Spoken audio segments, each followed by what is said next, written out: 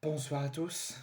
Je vous ai dit pendant un gros moment, on va faire que la pause de trêve internationale.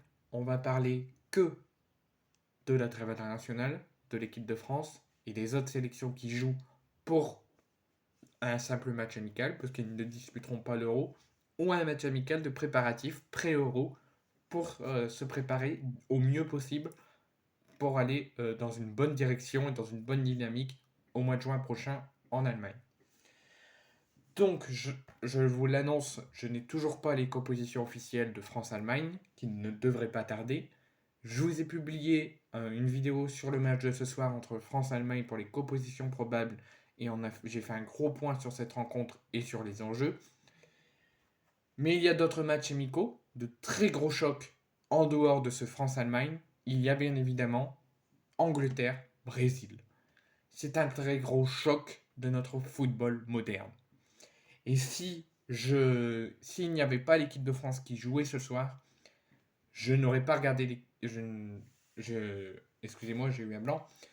J'aurais regardé ce Angleterre-Brésil à Wembley ce soir à 20h, qui va débuter dans quelques minutes. C'est un match aux allures de finale d'Euro ou de Coupe du Monde. L'Angleterre reçoit en match amical la sélection brésilienne à Wembley ce soir. Les Three Lions vont affronter une Seleção sur le papier électrique, bien armée, avec d'excellents joueurs, de talents joueurs qui pourraient faire mal à n'importe qui et qu'il faut vraiment se méfier. Mais cette équipe de la Seleção, en ce moment, elle est en plein doute. Et elle va tout faire pour réaliser un exploit de battre les Three Lions. Le Brésil, avant cette rencontre, reste sur 3 défaites et 4 matchs sans victoire.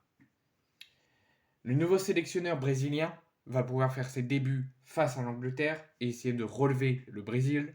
Dorival Junior doit impérativement redonner le souffle court, le souffle positif au Brésil avant la Copa América qui se démarrera avant l'Euro pour les Bleus en Allemagne et se terminera en même temps que l'Euro. La Copa América aux États-Unis aura lieu du 20 juin au 14 juillet. Donc au moment que l'Euro va se terminer, la Copa América sera dans le dernier carré. Et la Copa América démarrera avant l'Euro. À domicile, les Anglais s'organisent en 4-2-3-1 avec Pickford dans les cages. On retrouvera Walker, Stones, Chilwell et Maguire. Au milieu, on aura Rice et Gallagher au milieu de terrain. Et en attaque, on aura Foden, Bellingham et Gordon qui vont associer l'offensivité à Watkins pour essayer d'écraser, de piétiner les Brésiliens. Côté Brésil, on s'articulera sur un 4-3-3, pas d'Alisson, Bento dans les cages qui officiera comme dernier rempart. En défense, on retrouve Beraldo, le défenseur brésilien du Paris Saint-Germain, Wendell, Danilo et Bruno Guimaraes qui seront associés en défense. On aura André Gomes, le Lillois, et Paqueta au milieu. Et on aura une attaque à 3, Rodrigo, Vinicius et Rafinha. Donc ça, c'est tout ce qui concerne cette rencontre. Comment ça va s'articuler pour l'Angleterre et pour le Brésil, mais je vais bien vous préciser où sont placés les joueurs anglais et les joueurs brésiliens. Donc Pickford dans les cages, défense à 4, à gauche Walker, Stones, Chilwell en défense centrale, Maguire à droite, Rice au milieu, dans le centre Gallagher,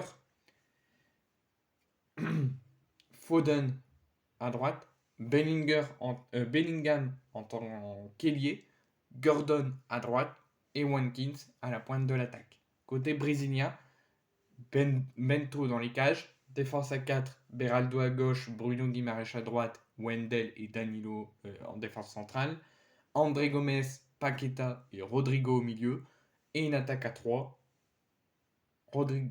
Rodrigo, Vinicius et Rafinha. Moi je vois un très gros match, du ballon, du football. Ça va se rendre coup pour coup et je vois un exploit du Brésil. Je ne serais pas choqué si l'Angleterre s'impose parce que sur le papier ils sont logiquement favoris, mais je ne serais pas contre pour l'exploit, pour la beauté du football, à une victoire du Brésil contre toute attente face à l'Angleterre.